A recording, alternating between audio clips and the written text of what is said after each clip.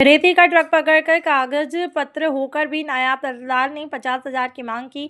वाशिम जिले के मालेगांव तहसीलदार सुनील देशमुख ने ट्रक के पूरे कागजात पत्र, ऑनलाइन चालान, रॉयल्टी और जिला अधिकारी की रावती होने के बाद भी ट्रक पकड़कर पुलिस स्टेशन में लगाया और ट्रक छोड़ने के लिए 50,000 की मांग की। तब ट्रक मालिक शिव सैनिक था और उन्होंने शिवसेना जिला अध्यक्ष महादेव राव ठाकरे को बताया है कि जिला अध्यक्ष ठाकरे ने तहसीलदार को सुनाई कागजी पत्र होने के बाद भी ट्रक क्यों पकड़ा।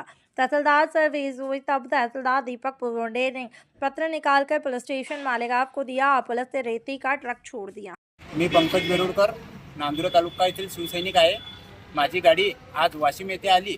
MH19 CX 3482 या नंबरची गाडी, या गाडीमध्ये वाशिम मालेगाव जहांगीर इथे गाडी आली। या गाडीमध्ये रॉयल्टी आणि त्याच्यानंतर ऑनलाईन पावती हे सुद्धा असताना इथले नायब तहसीलदार सुनील देशमुख यांनी गाडीची चौकशी केली। त्यांनी विचारणा करणे असता ड्रायव्हरने त्यांना रॉयल्टी दाखवली आणि ऑनलाईन पावती पण दाखवली। तरी सुद्धा तहसीलदार साहेब यांनी आमच्या ऐकून घेतले नाही।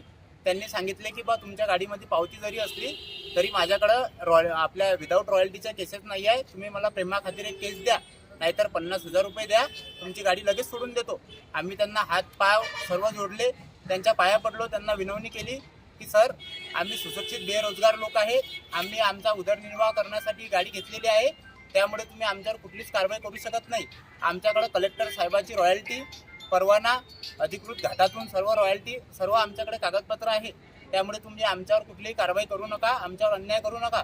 तरी सुद्धा त्यांनी आमचे काहीच ऐकून घेतले नाही आणि त्यांनी आमची गाडी मालेगाव जहांगीर पोलीस स्टेशनला सुपूर्द केली।